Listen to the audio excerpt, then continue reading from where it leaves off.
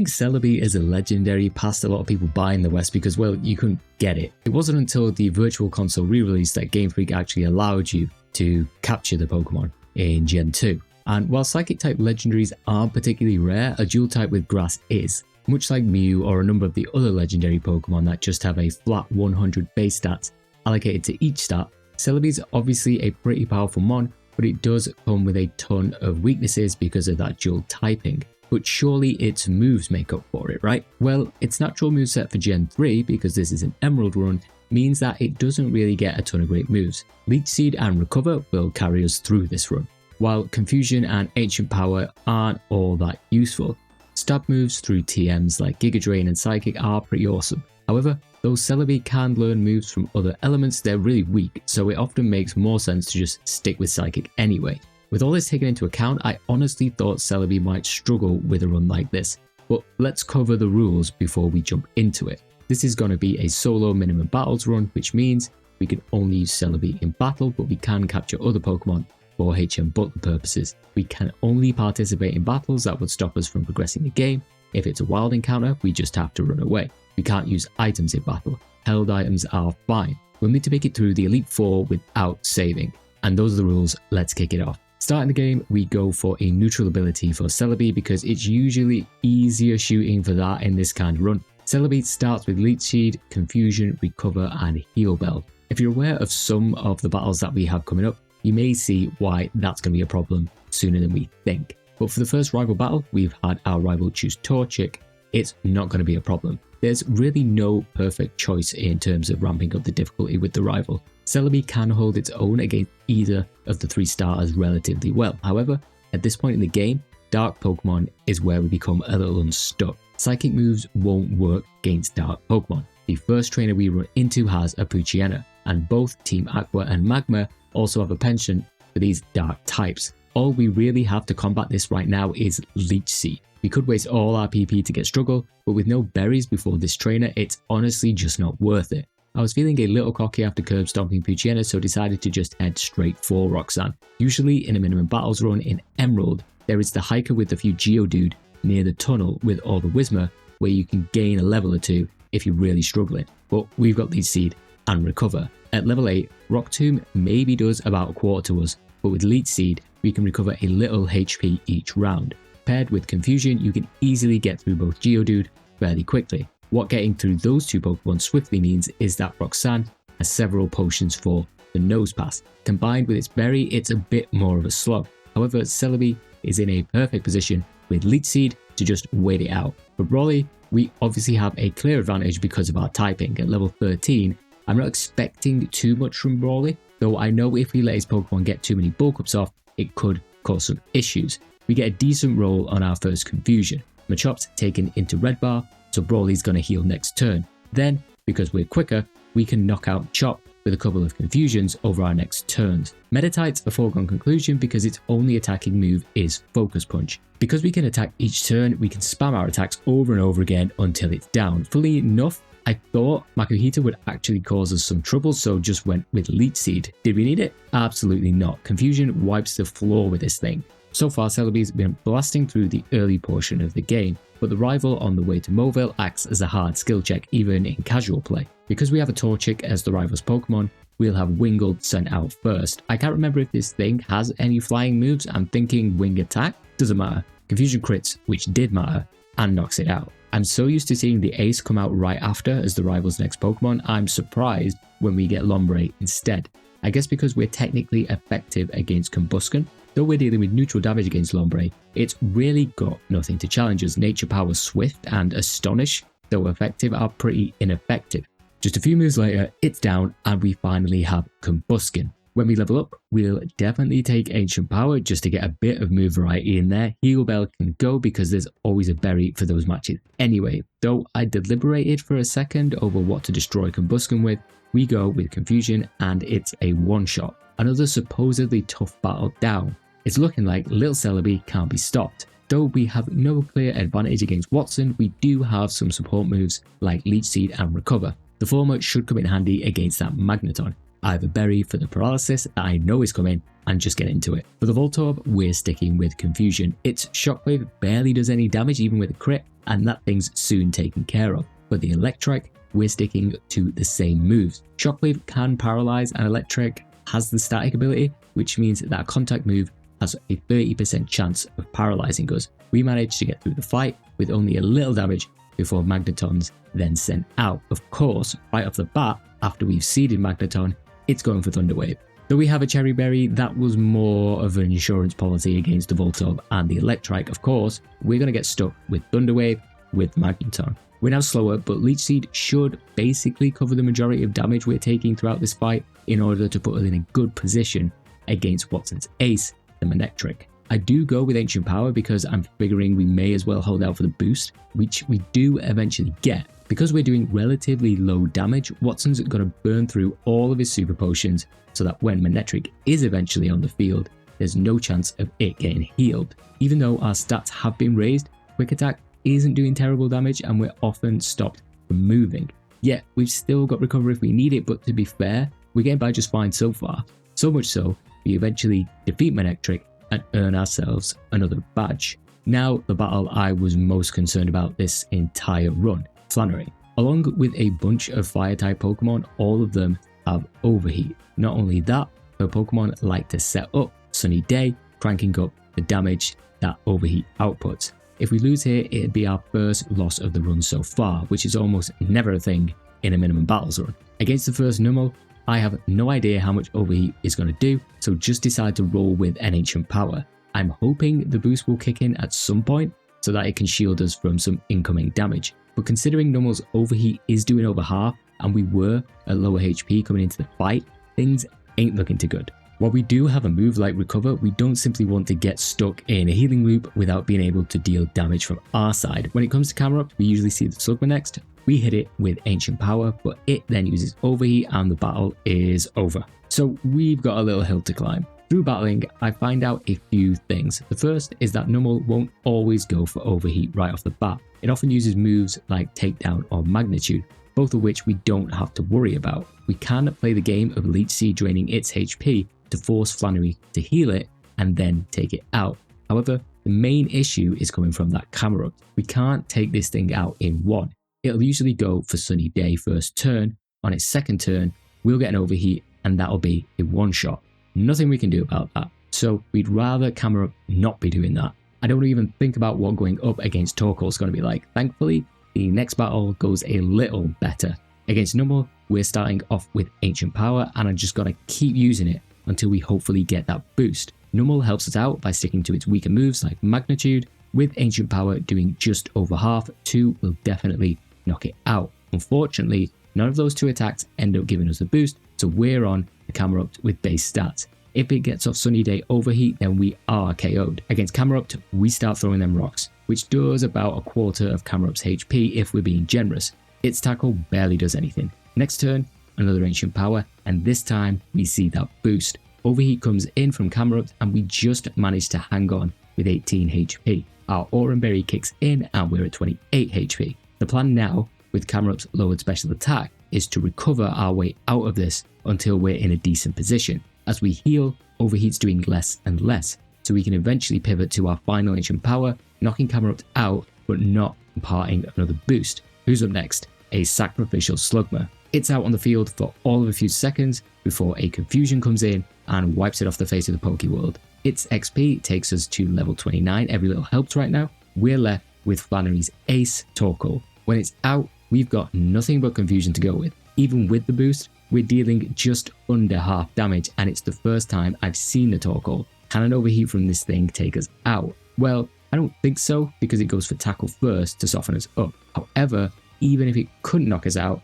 I don't think we could heal out of the situation soon enough. Lucky for us, the second Confusion confuses Torkoal. It hits itself, but it's not quite enough. Flannery comes in there with a Hyper Potion, and it doesn't happen once, but twice. The problem now is that Torkoal's using Sunny Day. If it gets another turn, we're going to see Overheat, and that will be a knockout. Our first Confusion still isn't doing the trick, but our second, that's a crit. And that's a lot of luck to cash in, but we'll take it. The other unfortunate thing with Celebi is that there aren't really any other moves we can get for it. Not only that, moves it can learn around this time are all pretty weak and won't really help us out anyway. But with Flannery down, we can head back to Father and challenge him for the playing badge. Norman's got quite a bulky team, slacking notwithstanding.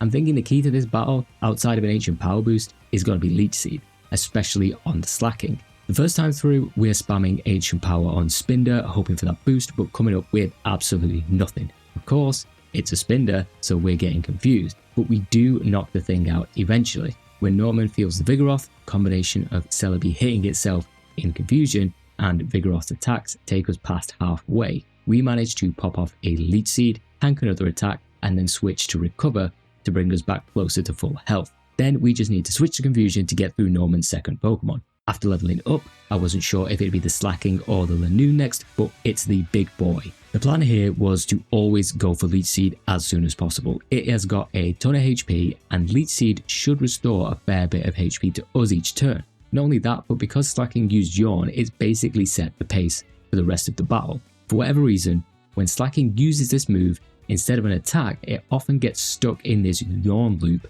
and rarely attacks for whatever reason. Good for us because we've got that Leech Seed sapping its health each turn. We've barely done any damage ourselves, it's all been the tick damage so far. Even when we do use Confusion, we're barely scratching this thing. And because of that, we've managed to put it in healing range. With Slacking back at full HP, all we can do is just keep going for Confusion to slowly whittle its health down. Along the way, we're treated to some good Confusion luck before it is eventually down. For a Pokemon that's usually super scary, we got by much easier than I could have anticipated. Now it's down to Lanoon. For safety, I hit it with a Leech Seed just in case. Seems a bit overkill though. Our first Confusion ends up critting and its attacks ain't doing much. So in the end, we can easily take it out for another relatively easier batch. Now we finally have access to Surf, there's more exploring to do. However, because we are severely limited to the TM Celebi can utilise, there's nothing stopping us from making as straight a path to Winona as possible. Technically, we're weak to flying moves, and Winona is of course a flying type gym leader. But I reckon between Ancient Power and our healing moves, this won't be as much of a challenge as Flannery. Winona will always field the Swablu first. Of course, first turn in, this little thing uses Perish Song. This is a solo run, that's going to be an instant reset every time. Can't have that happening. Okay, next battle. I end up misclicking and using Leech Seed first turn, not good. Swablu, then uses Safeguard, which is the best we can hope for. The very next turn, we get a crit with Confusion, so we'll one-shot this little thing. When Pelipper's out, I shouldn't have gone for Ancient Power because it'll always use Protect first turn. All we've done is waste some PP. Pelipper and Celebi then do a little dance around attacking moves, getting a crit along the way, until Leech Seed ends up finishing it off. With Winona's next Pokemon, the Tropius, it may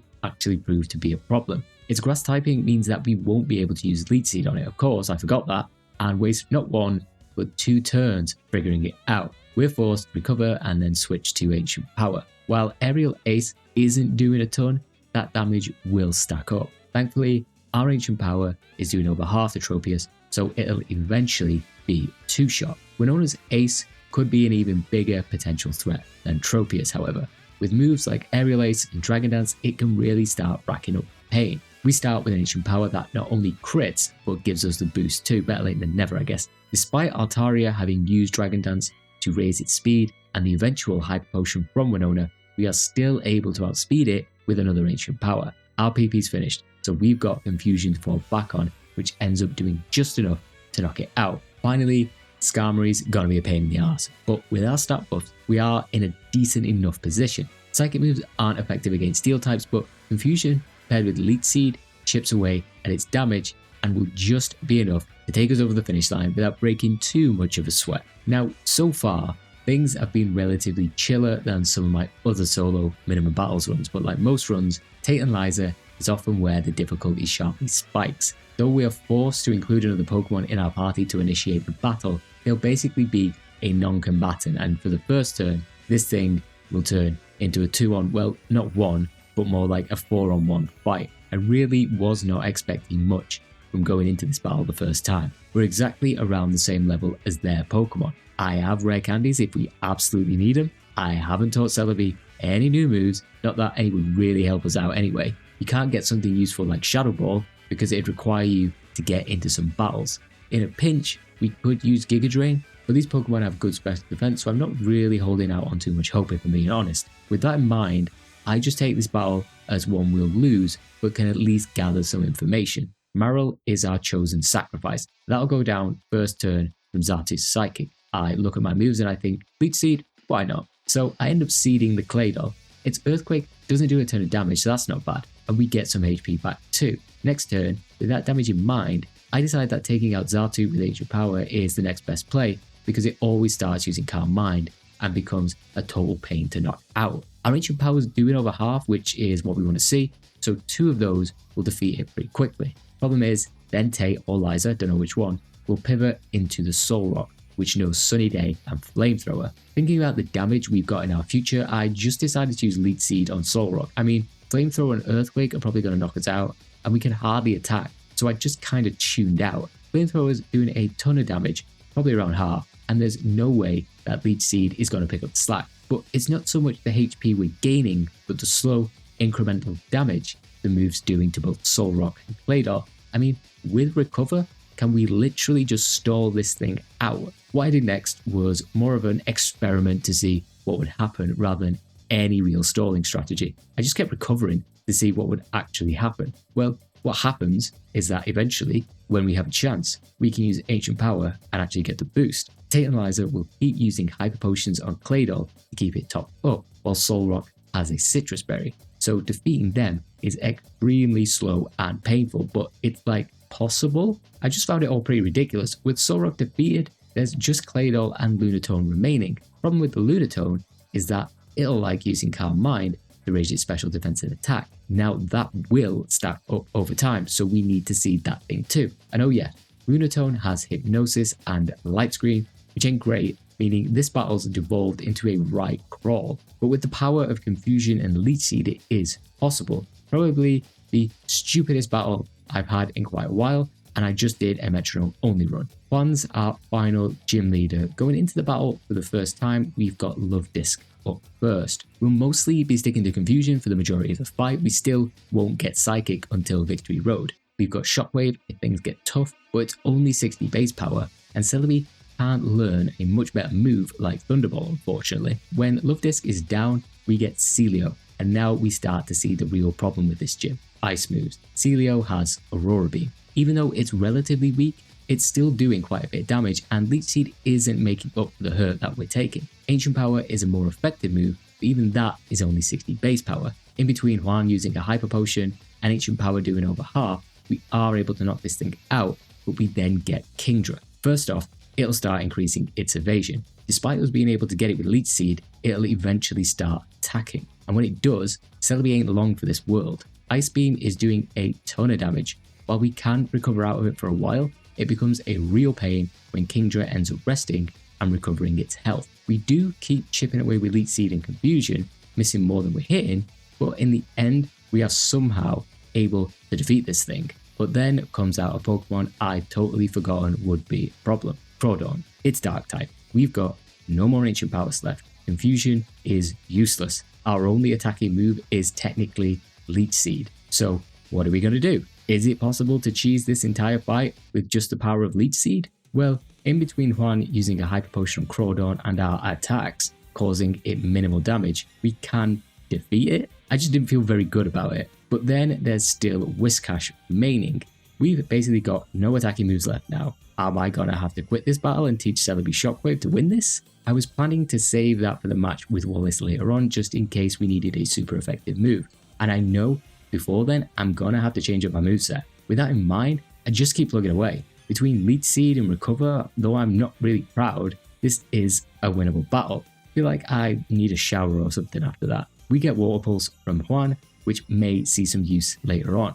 I have a trainer in mind who the move will be effective against, but we don't have to worry about them for quite some time. With all 8 badges collected, all there is left to do is fight the Elite 4. Before that, however, I can only really collect the remaining rare candies that I may need in the upcoming battles. However, even with minimum battles, despite its weaknesses, Celebi has been holding its own against every single trainer it's faced. We have all the moves we need, not like they're particularly great anyway, so let's do it. Technically, Sydney has the greatest advantage against Celebi because of his Pokemon's typings. We're primarily a special attacker, so don't need to worry about his first Pokemon, Mighty N is Intimidate. However, that Pokemon does have Crunch and Sand Attack, so it's not like we can coast against it either. I say we're not a physical attacker, but for this battle, we've had to teach Celebi Aerial Ace because it's really the only move that has the most effectiveness against a number of his Pokemon. Not only that, I'm being really cautious about move slot.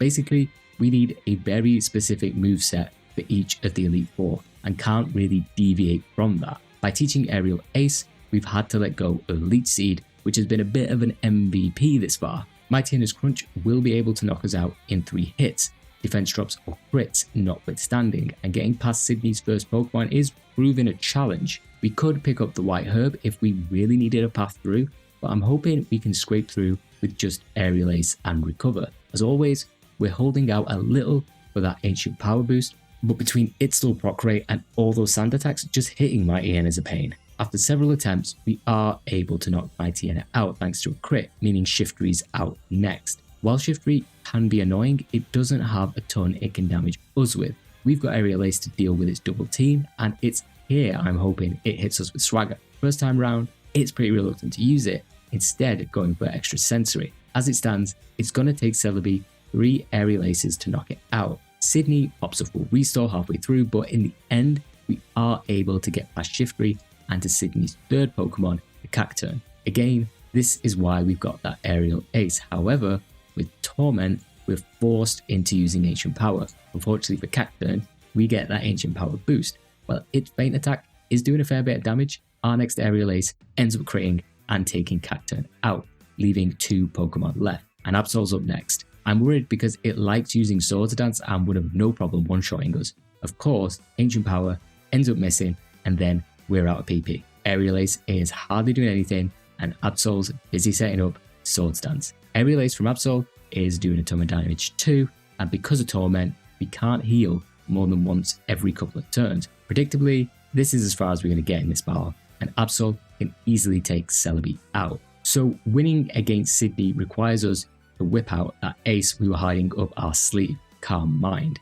and Shockwave, I guess. If we get a good battle with Mighty N, it'll be too focused on lowering our accuracy, and we've got Aerial Ace and Shockwave, remember, that it won't attack. When it does, we want it to go with Double Edge rather than Crunch. If this goes well, then we have enough of an opening to set up a few Calm Minds that should carry us through the battle. With the Mighty N defeated, we'll be dealing with the 2 Grass types next. Calm Mind won't help us out here a great deal, but we still have Aerial Ace. Thankfully, during this battle, Shiftry is willing to use Swagger on Celebi early on. However, we do get tagged with Torment a turn later, which is more annoying than anything else. Shiftry's down, so Cacturn's out next. We're forced to switch to Shockwave, which does allow Cacturn to use Cotton Spore and lower our speed. Frustrating, but Sydney's Pokemon love to set up first, so we may just make it through. After defeating the Cacturn, Absol's out. Ideally, we want this thing using the Swords Dance and us doing enough damage to one-shot it. We end up getting a crit with Shockwave, which takes it out, but I don't think it mattered.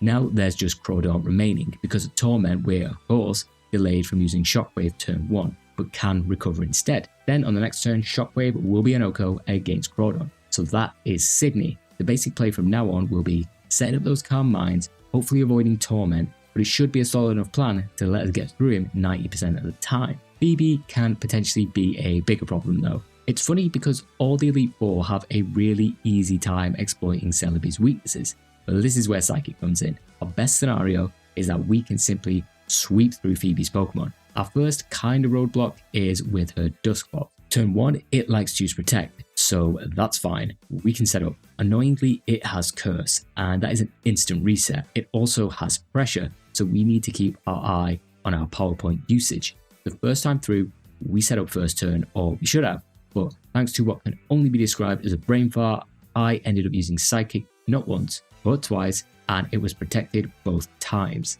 Despite 2 Psychics being able to KO Dusclops, we're not in a good position for the rest of the battle. When the first Banette comes out, we've got just 2 PP for Psychic.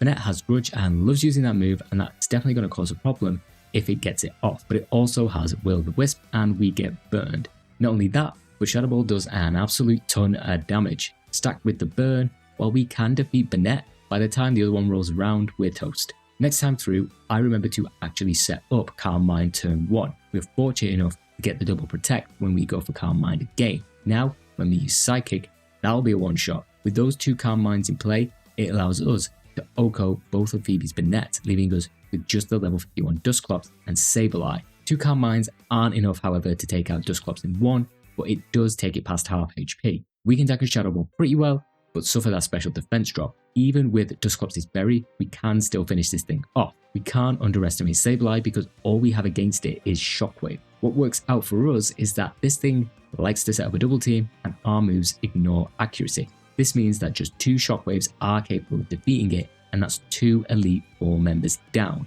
Like with the previous members, Glacia is another Elite Four member that we're technically weak against. All her Pokemon's ice moves are going to be super effective, so we'll have to pick our battles with Calm Mind. The first Celio makes the most sense to set up against, but along with Ice Ball, it also has Body Slam, which can paralyze. First time through, I didn't have a berry equipped, but spoiler, I did on retries. It may be a bit of a gamble, but we want to set up as many Calm Minds as possible, recovering when we have to before leaning on Shockwave to get us through this fight. Because Shockwave's a relatively low power move, we have to make sure that we boosted our stats enough so it does actually do some work. If we get it right, then we'll be able to one-shot the first Celio. Phoebe will then field the second. While at a high level, we are able to take this one out. It's a crit, but I don't think it mattered. Her third Pokemon, Walrein, I don't think we were OHKOing that, and it has Blizzard. Sure enough, Shockwave's good, but can't take Walrein into Red Bar. We tank an Ice Beam surprisingly well before using a final Shockwave to knock it out. And that Walrein was the biggest threat of the whole battle. She's only got the two Glalie left. They're at a higher level than Celebi, but it's at this point that we can pivot to Psychic to make the most of our stab bonus and higher base damage to sweep right through them. Drake, however, was a bit of an unknown. He's definitely got Pokemon that can put in a shift against Celebi. Our moveset isn't going to change any further from what it is now, at least until we make it to Wallace, but after an Elixir, we should be in good shape. His first Pokemon, the Shelgon, much like Phoebe's Dusclops, loves a Protect on first turn, allowing us to set up a Calm Mind. I decided to just tank any hits that come from Shelgon after the first round because Drake's Pokemon tend to be pretty speedy, and I'd rather tank the special moves they have than prioritize striking first. After the Shelgon, Drake will send out one of his Flygon. No way we're faster than this thing, but its Flamethrower barely does anything after those Calm Minds. Then we can hit it with Psychic to get the OHKO, and Altaria's out next. The mistake I always make with this Pokemon is believing that it's weak to electric attacks. Of course, I go for Shockwave after it throws out a Dragon Dance, and it's useless. By dragging this out another turn, it allows Altaria to hit us with Aerial Ace, which does a fair bit of damage. At 53 HP, I'm thinking we're going to need to heal next turn, but it's Salamence out next, and that thing is powerful. For whatever reason, I can only imagine it would have done less. Salamence uses Rock Slide. That thing has Flamethrower and Crunch too.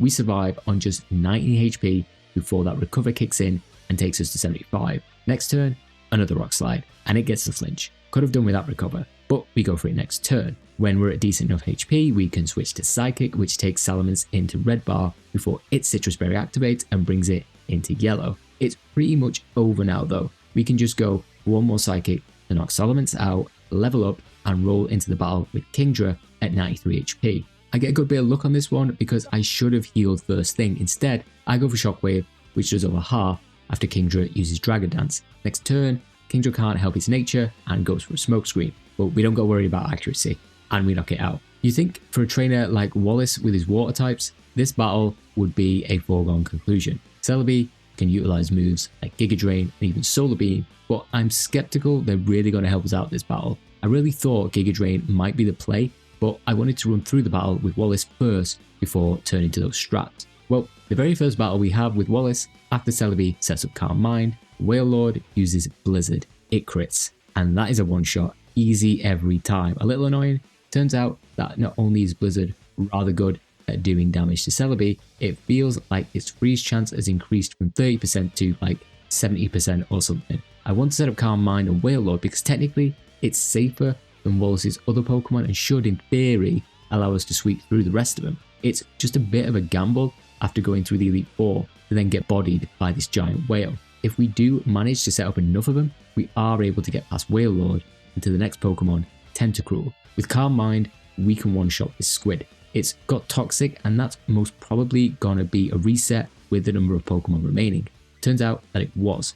But I'm confident that if we have a berry to counteract it, we stand quite a good chance if our luck holds out. While it takes a few good retries, we are able to stick the landing of our no saves rule and make it through Elite Four. For Sydney, our game plan hasn't changed. We are focused on setting up Calm Mind, using Recover when we have to, and then hitting it with a Shockwave for the KO. For Shift 3, we'll have to rely on Aerial Ace. With Intimidate, it's a 3-shot, but we get Swagger near the end this time, which will put us in a good position against Cacturn. Though we're tormented, we can defeat this thing with Aerial Ace and Shockwave. Then, for Absol, we'll be leaning on Shockwave to knock it out. It's exactly the same for Crawdaunt, which can easily one-shot this thing too. For Phoebe, our most important move is Psychic. Though it's going to be risky setting up against Dusclops, Celebi getting those 2 Calm Mind set up is integral for being able to one-shot the majority of Phoebe's Pokemon. We don't see Curse, but do end up getting confused. Luckily,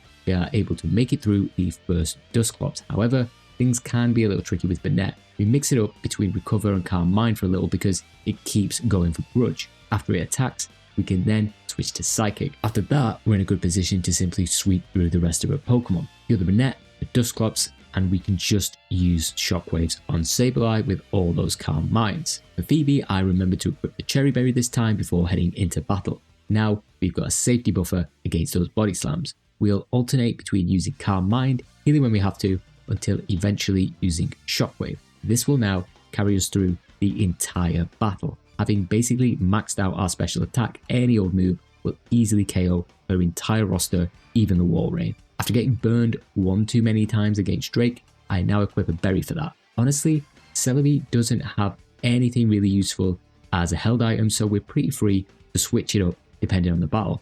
Our plans changed a little though. Setting up 1 Calm Mind on Shelgon still stands, but we don't want the speed drop from Rock Tomb, so now, because of that berry buffer, we can actually afford to properly set up on the Flygon.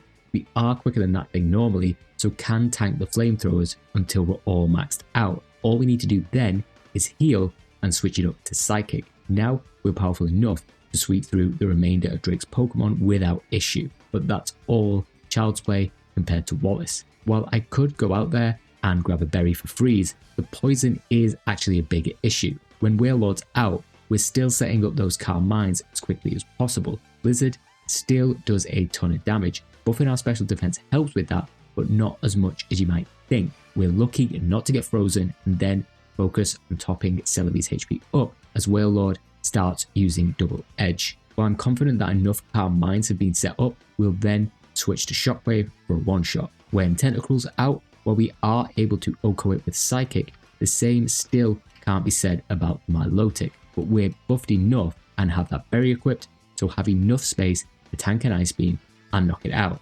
Ludicolo can often be a super annoying Pokemon in a lot of runs. This time, thanks to the Calm Mind and Psychic, we can just breeze past it without worrying about Leech Seed or Double Team. By this time, I think the rain had stopped, so it didn't have Swift Swim or anything like that. Whiscash is up next. It's not quicker than us, we have Psychic, so of course that thing is going down, leaving us with Wallace's final Pokemon, Gyarados. We'll shake things up here and use Shockwave instead of Psychic to bring the battle to a close and end this at level 55. We're now champion, and I'll be honest, that was a lot easier than I expected. Granted, this is a relatively tame run compared to some of the others, but it left me thinking we didn't even need to use any rare candies to get to the Elite Four and Wallace. I think we're in pretty good shape to give Steven's Stone a try. Steven's difficult for a number of reasons. The first obvious one is that his Pokemon are currently like 20 levels above Celebi. I have about 8 rare candies on me, though there are around 3 or 4 more scattered around I could grab if I needed. The second point of contention is our moveset. It's pretty trash. A neutral or effective move like Surf is really useful for this kind of battle. Well, we have Surf at home in the form of Water Pulse, a 60 base power water move we picked up from Juan. Not great. Yeah, we've got a move like Giga Drain, which may be effective against a couple of Pokemon, but we have to be extremely stingy with our move slots. I know that to make this possible, we are absolutely gonna need Calm Mind and Recover, so that's 2 move slots already taken up. Calm Mind because of moves like Metagross's Shadow Ball, and to actually dish out some damage, to these high level Pokemon. Our best damaging move is Psychic, but that's all but useless for this battle, so that's out. Solar Beam's out because we'd need to pair it with Sunny Day, and even then it's not effective against as many Pokemon as possible. Shockwave may be useful, but it'd have to be paired with another damaging move. Despite Celebi's great stats, its moves pool is extremely shallow and weak, so let's see what kind of uphill battle we're in for. First off, at level 63, Aerial Ace does a ton of damage to us, 3-hit KO territory. We can afford to heal every other turn while we set up with Calm Mind. Then we'd pivot to Water Pulse and hope it deals enough damage. Skarmory is a big problem though. As we said, it's got Aerial Ace. It also has Toxic. We have a berry for that, but it'll only get us out of trouble once. We're also quick, but not quicker than a number of Steven's Pokemon, meaning they'll often go first. Most of the time, we're not making it past the Skarmory. On the occasions that we do defeat it, our Maldo's out next, and it's got Aerial Ace too. While Giga Drain is super effective and can give us some HP back, I replace Recover, it is no way near as good as Recover. Thankfully, while our Maldo is technically easier to get past because of those Calm Minds, Steven will field the Metagross next. That thing has no problem destroying us. Meteor Mash, Shadow Ball, it doesn't even have to try, and our Water Pulse ain't doing over half. Basically, 90% of runs end at Skarmory, the rest end at Metagross. And another point is that Calm Mind is only raising our special defense. Moves like Aerial Ace are physical attacking moves, and Celebi really doesn't have an effective way to mitigate that damage when battles are pretty protracted, so I have to think. And then I remembered a tactic I'd used in my Groudon video, a move that legendary Pokemon tend to have, Ancient Power. The boost ended up helping us in the early mid-game, so maybe it could dig us out of this Steven-shaped hole. If you've got Heart Scales, then you can visit the move relearner and he'll allow you to relearn a move. We then replace Psychic with Ancient Power, won't bother with Giga Drain, and instead keep Recover, and finally teach Celebi Water Pulse. This setup should, in theory, be our best bet. If it doesn't work, I'm not sure what other options we've got. Heading back into battle, the plan stays relatively the same. Instead of starting with Calm Mind, we're kicking things off with Ancient Power. I'm giving myself 2 turns max for the boost to proc. During these turns, I'd rather see Skarmory use moves like Spikes or Steel Wing rather than Aerial Ace or Toxic. Then we'd pivot to Calm Mind. The boost in defense and speed are the most important things here and may just help us defeat Steven. In this battle, we use Ancient Power and get the boost the very first turn. Awesome, off to a great start. Aerial Ace still does a fair bit of damage, but we have some breathing room to allow us to use Calm Mind. Skarmory will eventually poison us and the berry will come in to take care of that. The reason I didn't keep using Calm Mind was because I wanted Steven to use his full restore on Skarmory rather than another Pokemon. Once the heal comes in, we'll then switch back to Calm Mind. I end up playing things extremely close to the wire because Skarmory gets a crit, so we're busy using Recover and just hoping this thing doesn't want to poison us. For whatever reason, it's happy to just keep attacking while we're healing. Eventually, a good enough position presents itself so that we can focus on attacking enough to knock it out. When our Maldo's out, I was a little cheeky with the Ancient Power, hoping for another boost. The move's obviously super effective, but we don't get the boost. After taking a few hits, we'll be healing a few times for going for the remaining Calm Minds. Basically, we need our special attack maxed out for the Metagross. We're cutting it close once again because those Aerial Aces start to stack up, and we're just managing to keep our head above water by healing and using Calm Mind. At one point, our Maldo even gets a crit. The thing here is that we need to be on high enough health so that when Metagross is out, we can tank one attack. To do that, Celebi has to be above around 80% HP. Eventually, I'm just like, screw it. We look good enough and then use Ancient Power. We're now through to Metagross on 157 HP. How much is Water Pulse going to do? Over half, can't complain. And Shadow Ball does a lot. And we get that special defense drop. I'm thinking here for a second because that Citrus Berry may have just taken Metagross out of the KO zone. We go with Recover and then get hit with Meteor Mash. I chance the next turn with Water Pulse, it hits, leaves Metagross in red bar, it's confused, doesn't hit itself. Meteor Mash leaves us on just 4 HP. Obviously, we're going to have to recover next turn, but there's the full restore, and I'm guessing the run's over. What the hell? Here's another Water Pulse. It takes Metagross past halfway, but it's still confused, and it hits itself in confusion. And I reckon that's just enough. Next turn, there's Water Pulse again. Metagross is down. Now there's Bradilli. Never seen this thing yet. I don't think it can really damage us, so we have some breathing room. We'll go straight for a recover. Really can't do much. Another ancient power from us doesn't proc a boost, so we'll pivot to Water Pulse. I wasn't sure how much damage it would do, but a crit ends up finishing it off. At level 64, Steven's now got 2 Pokemon remaining. It's the Clay Doll we see next. It could be a problem, but we will outspeed and use Water Pulse, and that's an Oko. Looking good. That means the only Pokemon left is the Aggron. We definitely have a super effective move against this thing. I know it won't outspeed. Is Water Pulse enough? Yep, it is. Aggron's down. That is Steven defeated. Steven was definitely the toughest battle for obvious reasons, but I was honestly surprised just how little resistance Celebi came up against during that entire run. Obviously, Leech Seed and Recover really got us out of a few tough situations, but because Celebi's move pool in Gen 3 is relatively shallow, I think it kind of balances itself out in the end. But hey, maybe you could have made the run even easier. Feel free to let me know. If you have an idea for an interesting run in the same style, let me know. And if you want to like or subscribe, go for it. Until next time, have a good one.